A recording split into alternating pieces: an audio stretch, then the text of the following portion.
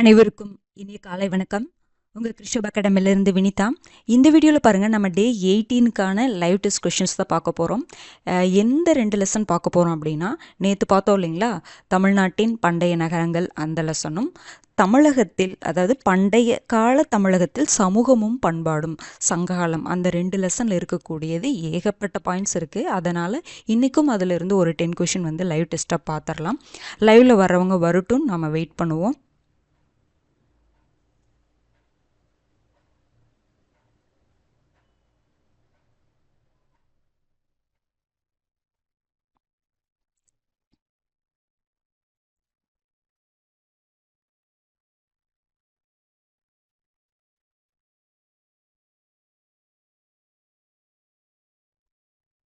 Start பண்ணிடலாங்களா?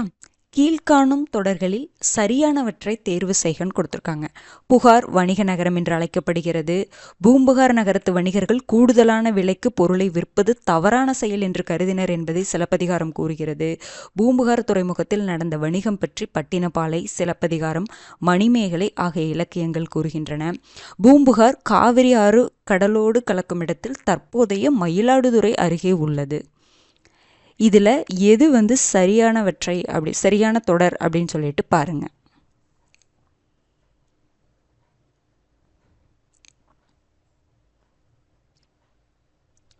Okay, super. Okay, correct. Okay, நல்லாவே வாசிச்சுட்டு அதுக்கப்புறம் ஆன்சர் போடுங்க. Okay, super. சரி, ஆன்சர் பார்க்கலாங்களா? பாருங்க, புகார் வணிகர் நகரம் என்று அழைக்கப்படுகிறதா? இது வந்து தப்பு. புகார் நகரத்தில் வந்து பார்த்திங்கன்னா வணிகம் அதிகமாக நடைபெற்றிருக்கோம் அப்படின்னு சொல்லிட்டு நிறைய நூல்கள்லாம் சொல்லியிருக்கோம். ஆனால் புகார் வணிக நகரம் நம்ம சொல்ல மாட்டோம். ஓகேங்களா? பாருங்கள். அடுத்து பாருங்கள், பூம்புகார் நகரத்து வணிகர்கள் கூடுதலான விலைக்கு பொருளை விற்பது தவறான செயல் என்று கருதினர் என்பதை என்ன சொல்ல சிலப்பதிகாரம் கூறுகிறதுன்னு சொல்கிறாங்க. இது கரெக்டுங்களா? தப்பு. பூம்புகாரை பற்றி சிலப்பதிகாரம்லாம் சொல்லியிருக்கும். ஓகேங்களா? ஆனால் இந்த கூடுதலான விலைக்கு பொருளை விற்பது தவறான செயல் என்று கருதினர் என்பதை பட்டினப்பாலை சொல்லியிருக்கும். ஓகேங்களா? அடுத்து பாருங்கள், பூம்புகார் துறைமுகத்தில் நடந்த வணிகம் பற்றி பட்டினப்பாலை, சிலப்பதிகாரம், மணிமேகலை ஆகிய இலக்கியங்கள் கூறுகின்றன. இது கரெக்ட். ஓகேங்களா? அடுத்து பாருங்கள், பூம்புகார் காவிரி ஆறு கடலோடு கலக்கும் இடத்தில் தற்போதைய மயிலாடுதுறை அருகே உள்ளது. இந்த ஸ்டேட்மெண்ட்டும் கரெக்டு தான். ஓகேங்களா? அப்போ ஃபஸ்ட்டு 2 ஸ்டேட்மெண்ட்டு தான் தப்பு. என்ன கேட்டிருக்காங்க? சரியானவற்றை தான் கேட்டிருக்காங்க. அப்போ ஆன்சர் என்னங்க வரும்? Option B. ஓகேங்களா? 3, 4 தான் வந்து என்னது நமக்கு கரெக்டான ஸ்டேட்மெண்ட்டு. இப்போ எக்ஸ்ப்ளனேஷன் பார்த்துடலாங்களா?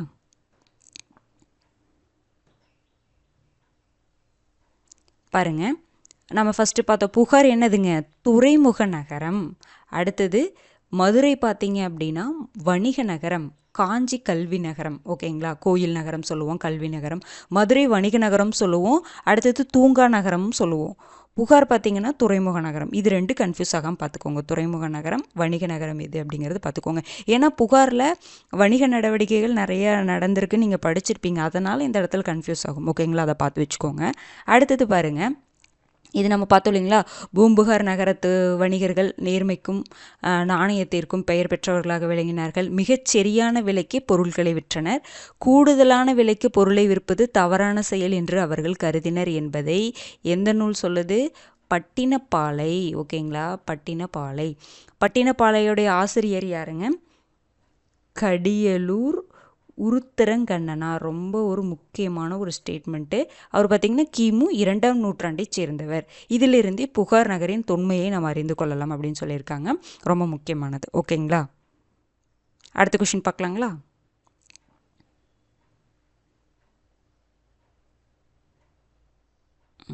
அடுத்தது பாருங்க, மதுரையை பற்றி அர்த்த சாஸ்திரத்தில் குப்த வம்ச அரசரான சந்திரகுப்தரின் அமைச்சர் சாணக்கியர் குறிப்பிட்டுள்ளார். கிரேக்க வரலாற்று ஆசிரியர் மெகஸ்தனஸ் குறிப்புகளில் மதுரையை பற்றி தகவல் உண்டு. கடைச்சங்க காலத்தில் தமிழ் பணி செய்த புலவர்கள் 48 பேர். மதுரையில் இரவு நேர கடையான அல்லங்காடியும் பகல் நேர கடையான நாலங்காடியும் செயல்பட்டன. ஓகேங்களா? இதில் மேற்கண்ட கூற்றுகளை ஆராய்கன்னு சொல்லி கொடுத்துருக்காங்க. அப்போ எந்த ஆப்ஷன் வரும் அப்படிங்கிறத பாருங்கள்.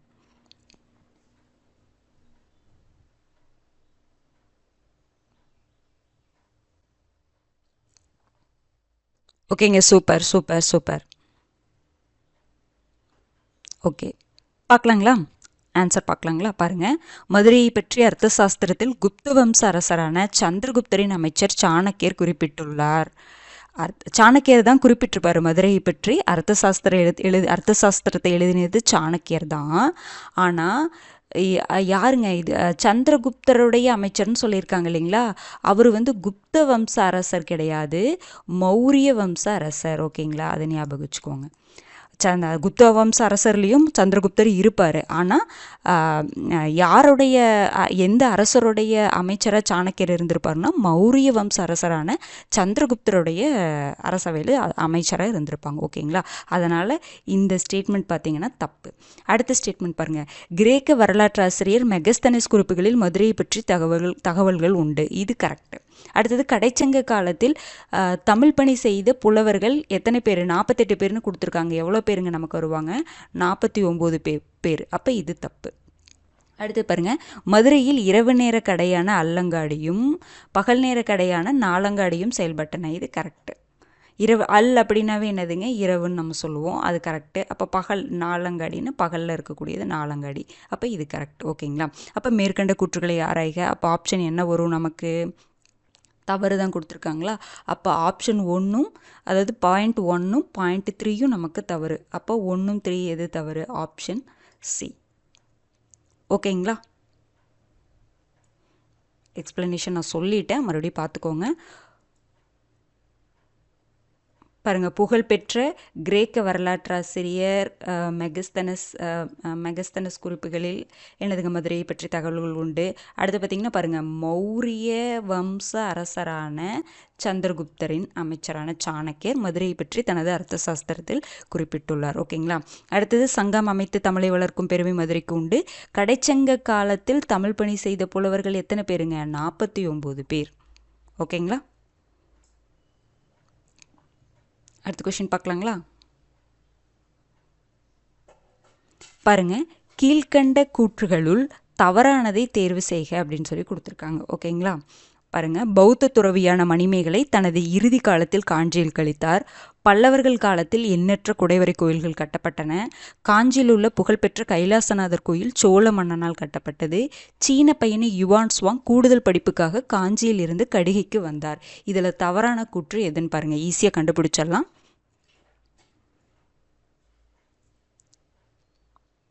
Okay, correct. Okay, super super. Answer பார்க்கலாங்களா? பாருங்கள், பௌத்த துறவியான மணிமேகலை தனது இறுதி காலத்தில் காஞ்சியில் கழித்தாரா? கரெக்ட்.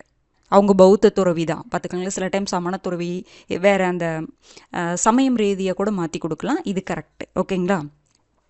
அடுத்தது, பல்லவர்கள் காலத்தில் எண்ணற்ற குடைவரை கோயில்கள் கட்டப்பட்டன. கரெக்ட். குடைவரைகள் கோயில்னாவே பல்லவர்கள் தான். ஓகேங்களா? அது கரெக்ட்.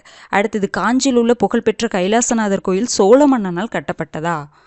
கிடையாது. பிற்கால பல்லவர்களால், ராஜசிம்மன் அவர்களால் வந்து கட்டப்பட்டிருக்கும். அப்போ இது தப்பு. ஓகேங்களா? இது ரொம்ப ஃபேமஸான கோயில், நீங்கள் படிச்சிருப்பீங்க. ரொம்ப முக்கியமான ஸ்டேட்மெண்ட்டுங்க. சோழ மன்னன் கிடையாது, பல்லவ மன்னனால் கட்டப்பட்டிருக்கும். அடுத்தது, சீன பயணி யுவான் சுவாங் கூடுதல் படிப்புக்காக காஞ்சியிலிருந்து கடிகைக்கு வந்தார். கரெக்டு. நாலந்த பல்கலைக்கழகத்தில் படிச்சிருப்பார். அப்புறம் கூடுதல் படிப்புக்காக இங்கே காஞ்சி கடிகைக்கு வந்து படிச்சிருப்பார். ஓகேங்களா? அப்போ நமக்கு ஆப்ஷன் என்னதுங்க? சி தான். ஓகேங்களா? இதுதான் என்னதுங்க? தவறானதை தானே கேட்டிருக்காங்க. அப்போ இதுதான் வந்து தவறான ஸ்டேட்மெண்ட்டு. பாருங்கள், எக்ஸ்பிளனேஷன் பார்த்துடலாம். காஞ்சி கோயில்களின் நகரம் என அழைக்கப்படுகிறது. இங்கு உள்ள கைலாசநாதர் கோயில் புகழ்பெற்றது. பிற்கால பல்லவ மன்னனான யாருங்க? ராஜசிம்மன் இந்த கற்கோயிலை கட்டினார். ஓகேங்களா? அதேமாதிரி பல்லவர்கள் காலத்தில் எண்ணற்ற குடைவரை கோயில்களும் கட்டப்பட்டன. பௌத்த துறவியான மணிமேகலை தனது இறுதி காலத்தில் காஞ்சியில் கழித்தார் அப்படின்னு சொல்கிறாங்க. ஓகேங்களா? ரொம்ப முக்கியமானதுங்க. அடுத்த கொஸ்டின் பார்க்கலாங்களா? பாருங்கள், மேட்ச் பண்ணுங்கள், பார்க்கலாம். பாண்டிய நாடுக்கு எந்த பிளேஸ் வரும்? சோழ நாடுக்கு எந்த பிளேஸ் வரும்? தொண்டை நாடுக்கு எந்த பிளேஸ் வரும்? சேர நாடுக்கு எந்த பிளேஸ் வரும்? பாருங்கள். Okay, super. கரெக்ட். ஓகேங்களா? சின்ன சின்ன இடங்கள்லாம் மட்டும் கன்ஃபியூஸ் ஆகிற ஏரியா மட்டும் கொடுத்துருக்கேன். ஓகேங்களா? Okay, super. கரெக்ட். ஏன்னா இந்த யூனிட் 8 லெசனில் நம்ம மைன்யூட்டான சில இன்ஃபர்மேஷன்ஸையும் நம்ம பார்த்து தான் ஆகணும். ஓகேங்களா, கரெக்ட். ஆன்சர் பார்க்கலாங்களா? பாண்டிய நாடு எதுங்க வரும்? பாண்டிய நாடே வந்தாவே தென் தமிழகம், சிவகங்கை, மதுரை, சிவகங்கை, ராமநாதபுரம் இந்த மாதிரி பிளேசஸ்லாம் வரும். சோழ நாடு எது வரும்? திருவாரூர் வரும். தொண்டை நாடு எதுங்க வரும்? திருவள்ளூர், திருவண்ணாமலை அந்த மாதிரி பிளேசஸ்லாம் வரும். சேர நாடு பார்த்திங்கன்னா கன்னியாகுமரி வரும், கரூர், கன்னியாகுமரி. ஓகேங்களா, அப்போ ஆப்ஷன் என்னங்க வரும்? பாண்டிய நாடு 4 சரிங்களா, ஃபஸ்ட்டு 4. சோழ நாடு எது வருது? 4-1 வருங்களா, 4-1 திருவாரூர். தொண்டை நாடு பார்த்திங்கன்னா திருவள்ளூர். அடுத்தது சேர நாடு பார்த்திங்கன்னா கன்னியாகுமரி. அப்போ ஆப்ஷன் என்னதுங்க? 4-1-2-3 தானே வருது. ஃபஸ்ட்டு 4-1-2-3 ஓகேங்களா, அப்போ ஆப்ஷன் என்னதுங்க? சி. புரிஞ்சுதுங்களா? அப்போ இதில் இந்த பிளேசஸ் மட்டும் நம்ம பார்க்கக்கூடாது, இதில் இருக்கிறது எல்லாமே நீங்கள் பார்த்து வச்சுக்கோங்க. பாருங்கள், சேரநாடு பாருங்கள், கோவை, நீலகிரி, கரூர், கன்னியாகுமரி மற்றும் இன்றைய கேரள மாநிலத்தின் பகுதிகள். சோழ நாடு பார்த்திங்கன்னா தஞ்சை, திருவாரூர், நாகப்பட்டினம், திருச்சி, புதுக்கோட்டை. பாண்டிய நாடு பார்த்திங்கன்னா மதுரை, ராமநாதபுரம், சிவகங்கை, தூத்துக்குடி, திருநெல்வேலி உள்ளிட்ட தென் மாவட்டங்கள்லாம் அதில் வந்துடும். அடுத்தது தொண்டை நாடு பார்த்திங்கன்னா காஞ்சிபுரம், திருவள்ளூர், தருமபுரி, திருவண்ணாமலை, வேலூர் மற்றும் விழுப்புரம் மாவட்டத்தின் வடக்கு பகுதி. இந்த திருவள்ளூரையும் திருவாரூரையும் கன்ஃபியூஸ் பண்ணிக்காதீங்க, அதனால தான் வந்து நாங்கள் கொடுத்துருந்தோம். ஓகேங்களா, இது ரொம்ப முக்கியமான ஒரு ஏரியாங்க, பார்த்து வச்சுக்கோங்க. ஒரு ஏரியா நமக்கு வந்து சிலதெல்லாம் தெரியும், நம்ம கெஸ் பண்ணிடுவோம், சிலதெல்லாம் நம்ம கொஞ்சம் கன்ஃபியூஸ் ஆகிற மாதிரி இருக்கும், பார்த்து வச்சுக்கோங்க. திரும்ப திரும்ப பாருங்கள். ஓகேங்களா, அடுத்த கொஷின் பார்க்கலாங்களா?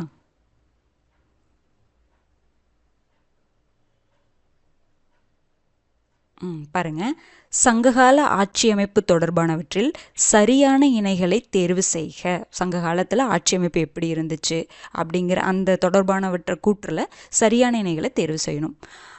நிலவரி அப்படிங்கிறது கப்பம். பட்டம் சூடப்படும் விழா வந்து அரசு கட்டில் ஏறுதல் முடிசூட்டு விழா. படைத்தலைவர் தானை தலைவன். ஆயுதங்கள் வைக்கப்பட்டிருக்கும் இடம் வந்து படைக்கட்டில்னு சொல்லியிருப்பாங்க. பட்டத்து இளவரசர் இளங்கோ, இளஞ்செழியன், இளஞ்சேரன் அப்படின்னு சொல்கிறாங்க. அப்படிங்கிறது இதில் வந்து சரியான இணை எது அப்படின்னு சொல்லிட்டு பாருங்க.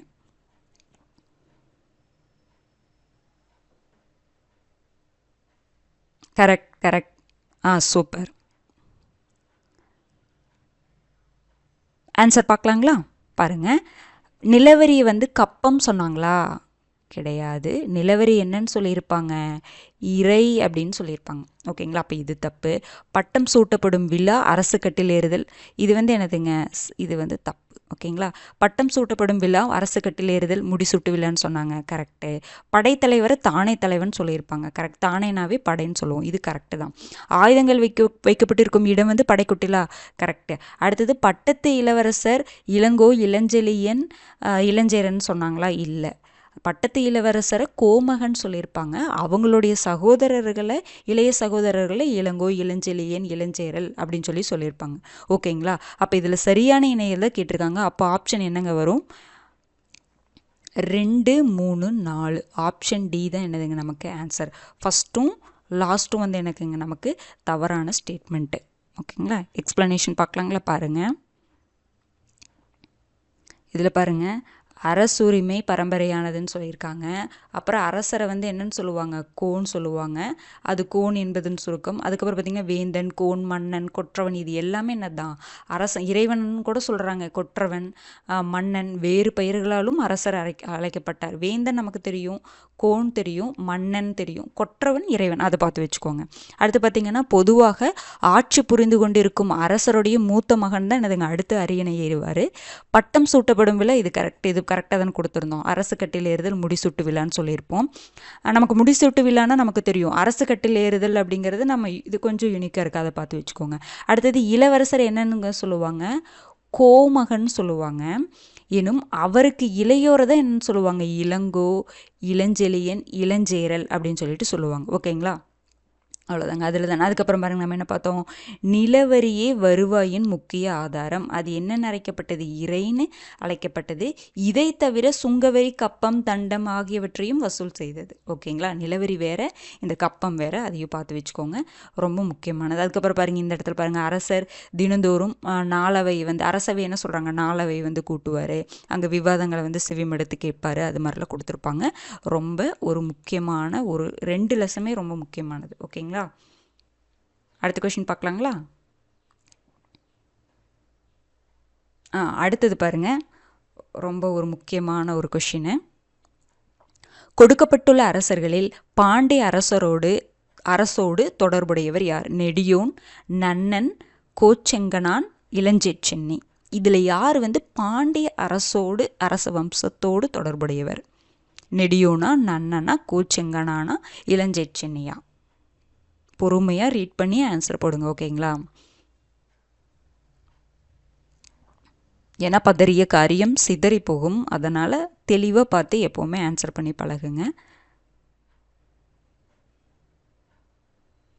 Okay, super super, correct. Answer பார்க்கலாங்களா. யாருங்க பாண்டிய அரசோடு தொடர்புடையவர்? நெடியோன். ஓகேங்களா, நெடியோன் தான் அதுக்கு வந்து ஆன்சர். ஓகேங்களா. நன்னன் கிடையாது, நன்னன் வராது. ஓகேங்களா. நன்னன் அப்படிங்கிறவங்க வந்து ஆய் மன்னர்கள்னு சொல்லுவாங்க பார்த்தீங்களா, அவங்கள வருவாங்க. கோச்செங்கானன் வந்து சோழ அரசர். சென்னினாவே நமக்கு என்ன வரும், சோழனா, அப்போ சோழ அரசரில் வருவாங்க. அப்போ இதில் நம்ம எக்ஸ்ப்ளனேஷனில் என்ன பார்க்கணும், ஃபுல்லாகவே வந்து இது ஃபுல்லாக நமக்கு தெரியணும் கண்டிப்பாக. ஓகேங்களா. முக்கியத்துவம் வாய்ந்த சோழ அரசர்களில் யார் வருவாங்க? இளஞ்செச்சென்னி. ஓகேங்களா, இளஞ்செச்சென்னி, கரிகால் வளவன், கோச்செங்கனான், கிள்ளி வல்லவன், பெருநற்கிள்ளி, இவங்க எல்லாமே சோழ அரசர்கள். சேர அரசர்கள் ஈஸியாக கண்டுபிடிக்கலாம். உதயன் சேரலாதன், இமயவரம்பன் நெடுஞ்சேரலாதன், சேரன் செங்குட்டவன், சேரல் இரும்பொறை. ஓகேங்களா. அடுத்தது பாண்டிய அரசர்களில் யார் வருவாங்க? நெடியோன், நன்மாறன். நன்னன் கிடையாது, இந்த இடத்துல கன்ஃபியூஸ் ஆகும். நன்மாறன் வந்து பாண்டியரசராக இருப்பார், நன்னன் அப்படிங்கிறது ஆயரசராக இருப்பார், ஆய் மன்னர்களில் வரக்கூடியவர். முதுகுடுமி பெருவெழுதி, நெடுஞ்செழியன், இது ரெண்டும் ஓரளவுக்கு நமக்கு தெரியும், ஏன்னா இதை பற்றி பாயிண்டே கொடுத்துருப்பாங்க. நெடியோனையும் நன்மாறனையும் நல்லா பார்த்து வச்சுக்கோங்க. ஓகேங்களா. அடுத்தது பாருங்க, நம்ம பார்த்தோம் இல்லைங்களா, ஆயர் அப்படின்னாவே அந்த ஆய் அப்படிங்கிறது வந்து பொருள் ஆணிரை மேய்ப்பவர் அப்படிங்கிற சொல்லிலிருந்து பெறப்பட்டதாகும். சங்ககாலத்து ஆய் மன்னர்களில் முக்கியமானவர்களின் பெயர்கள் பார்த்தீங்கன்னா அந்திரன், திதியன், நன்னன். ஓகேங்களா, இதையும் நம்ம பார்த்து வச்சுக்கணும். ஓகேங்களா.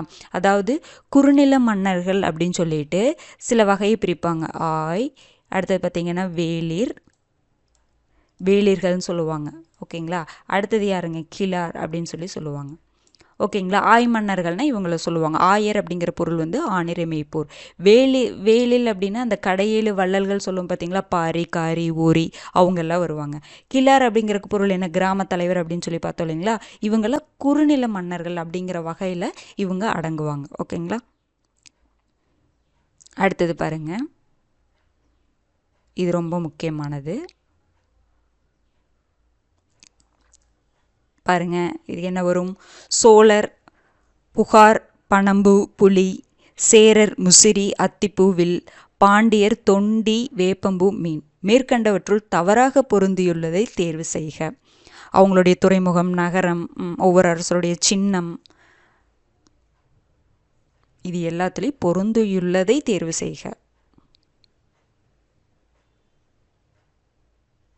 தவறாக பொருந்தியுள்ளதை தேர்வு செய்க.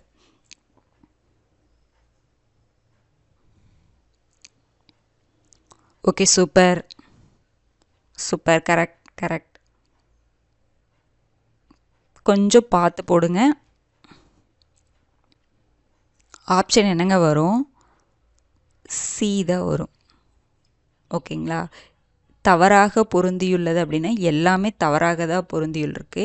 சோழர் பாருங்கள், சோழர் வந்து புகார் வருமா, பனம்பூ வருமா, அதாவது புகார் வருமா, பனம்பூ வருமா, புலி கரெக்டாக இருக்கும். சரிங்களா. அப்போ பனம்பூ வராது. ஓகேங்களா. அப்போ சேரர் பார்த்திங்கன்னா முசிறி ஓகே, அத்திப்பூ வராது, இவங்களுக்கு தான் பனம்பூ வரும். Will correct. அதே மாதிரி பாண்டியருக்கு வேப்பம்பூ, மீன் கரெக்டு, தொண்டி இந்த நகரம் வந்து கரெக்டு. தப்பு ஓகேங்களா. தொண்டி அப்படிங்கிறது தப்பு ஓகேங்களா. அப்போ என்னதுங்க, எல்லாமே வந்து தவறாக தான் பொருந்திருக்கு. அப்போ ஆன்சர் பாருங்கள். சேரர் பாருங்கள், சேரர் வந்து இது எல்லாத்தையுமே பார்த்து வச்சுக்கோங்க. பனம்பூ மாலை, சோழர் வந்து அத்திப்பூ மாலை, பாண்டியர் வந்து வேப்பம்பூ மாலை. சேரருக்கு பாருங்கள் முசிறி, தொண்டி. நான் மேலே கொடுத்துருந்தேன் பார்த்தீங்களா, தொண்டி வந்து என்ன பாண்டியருக்கு கொடுத்துருந்தேன். அப்போ இப்போது நேற்றே வந்து இந்த கொஷின் நம்ம கன்ஃபியூஸ் பண்ணுற மாதிரி வச்சுருந்தேன் பார்த்தீங்களா. தொண்டியும் கொற்கை கன்ஃபியூஸ் ஆகக்கூடாது, பாண்டியர் தான் கொற்கை. சோழர் பார்த்திங்கன்னா புகார். அடுத்தது சேரருடைய தலைநகரம் வஞ்சி, கரூர்னு சொல்லுவாங்க. உறையூர், சோழருடைய தலைநகரம் துறைமுகமும் அதுதான் தலைநகரம். உறையூர், புகார் ரெண்டுமே கரெக்டு தான் ஓகேங்களா. அடுத்தது பாண்டியர் வந்து மதுரை. இவங்களுடைய சேரருடைய சின்னம் வில் அம்பு, சோழருடைய சின்னம் புலி. அடுத்தது பார்த்திங்கன்னா பாண்டியருடைய சின்னம் 2 மீன்கள். இது வேணதாங்க நமக்கு கரெக்டு தான் ஓகேங்களா. பார்த்து வச்சுக்கோங்க, திருப்பி இதெல்லாம் ரிவைஸ் பண்ணுங்கள். அடுத்த கொஷின் பார்க்கலாங்களா.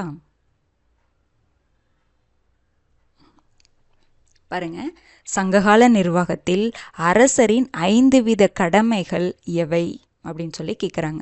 போர் புரிவது, கல்வி கற்பதை ஊக்குவிப்பது, பரிசுகள் வழங்குவது, குற்றவாளிகளை தண்டிப்பது, மக்களை பாதுகாப்பது, சடங்குகளை நடத்துவது, வரி நிர்ணயிப்பது. இதில் 5 வித கடமைகள் எது எதெல்லாம் வரும் அப்படின்னு சொல்லி கேட்குறாங்க.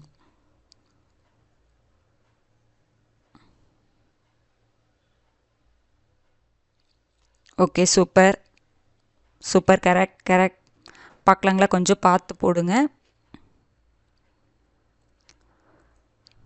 பார்க்கலாங்களா ஆன்சரு. போர் புரிவது வருங்களா, போர் புரிகிறாங்க, ஆனால் அது வந்து கடமைன்னு சொல்ல முடியாது ஓகேங்களா. கடமையில் வராது. கல்வி கற்பதை ஊக்குவிப்பது இது கடமை, பரிசுகள் வழங்குவது இது கடமை, குற்றவாளிகளை தண்டிப்பது இதுவும் கடமை, மக்களை பாதுகாப்பது இதுவும் கடமை, சடங்குகளை நடத்துவது இதுவும் கடமை, வரி நிர்ணயிப்பது கடமை கிடையாது, கடமை இல்லை ஓகேங்களா. இது 5 தான். அப்போ ஆப்ஷன் என்னங்க வரும், 2, 3, 4, 5, 6. அப்போ ஆப்ஷன் வந்து பி தான் கரெக்டான ஆன்சர் ஓகேங்களா. எக்ஸ்பிளைன் அந்த போர் புரிவதும் வரி நிர்ணயிப்பதும் வராது. பாருங்க, அரசர்கள் 5 வித கடமைகளை செய்தனர். கல்வி கற்பதை ஊக்குவிப்பது ஓகேங்களா. பாருங்க, கல்வி கற்பதை ஊக்குவிப்பது, சடங்குகளை நடத்துவது, பரிசுகள் வழங்குவது, மக்களை பாதுகாப்பது, குற்றவாளிகளை தண்டிப்பது முதலியன 5 வகையான கடமைகள் ஆகும் அப்படிங்கிற மாதிரி சொல்கிறாங்க ஓகேங்களா. அடுத்த கொஷின் பார்க்கலாங்களா.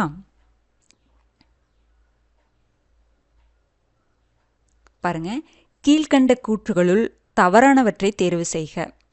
இசையின் 7 ஸ்வரங்கள் குறித்து பெரும் புலமை பெற்றதால் கரிகாலன் ஏழிசை வல்லான் என அழைக்கப்பட்டார். சங்ககாலத்தில் பாடல் பாடும் புலவர்கள் பாணர் என அழைக்கப்பட்டனர். சங்ககாலத்தில் விரலியர் நடனங்களை நிகழ்த்தினர். சங்ககாலத்தில் அரசனுடைய படை காலாட்படை, குதிரைப்படை, யானைப்படை, தேர்ப்படை என 4 வகையாக பிரிக்கப்பட்டிருந்தது. இதில் எந்த ஸ்டேட்மெண்ட் தவறுன்னு பாருங்க.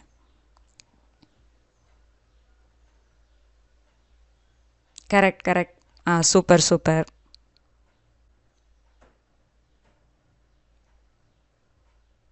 ஆன்சர் பார்க்கலாங்களா. பாருங்க, ஃபஸ்ட்டு என்னங்க சொல்லியிருக்காங்க, இசையின் 7 ஸ்வரங்கள் குறித்து பெரும் புலமை பெற்றதால் கரிகாலன் ஏழிசை வல்லான் என அழைக்கப்பட்டார். இது கரெக்ட், கரிகாலன் தான் அவ்வாறு அழைக்கப்பட்டிருப்பார்.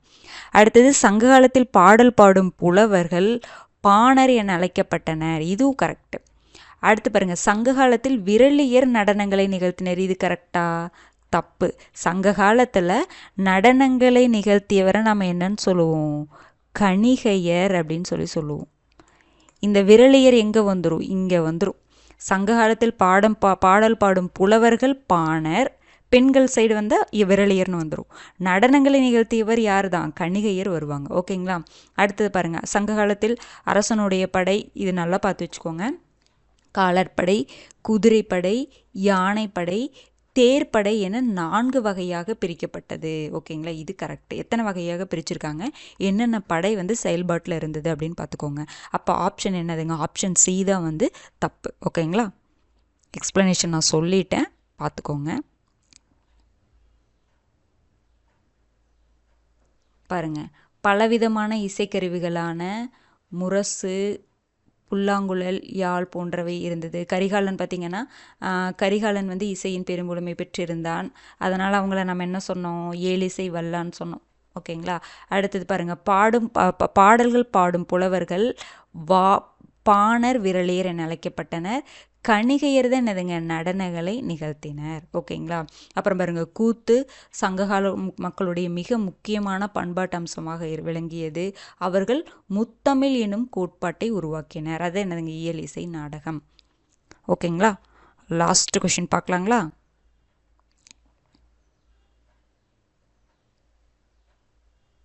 பாருங்க, சரியான இணைகளை காண்க. பாப்ரஸ் ஒப்பந்தம் கிமு 2ஆம் நூற்றாண்டு, சங்ககாலம் கிமு 3ஆம் நூற்றாண்டு முதல் கிபி 3ஆம் நூற்றாண்டு, சங்ககாலம் வெண்கல காலம் பெருங்கற்கால பண்பாடு அப்படின்னு சொல்கிறாங்க. அரசர் 2ஆம் ராம்சஸின் பதப்படுத்தப்பட்ட உடல் கருமிளகு கதிர், சங்ககால முதன்மை கடவுள் மாயோன். அடுத்தது வேளிர் பார்த்திங்கன்னா கடையேழு வள்ளல்கள், புவியியல் வந்து பிளினி. இதில் எது வந்து சரியான இணைகள் அப்படின்னு சொல்லிட்டு பாருங்கள்.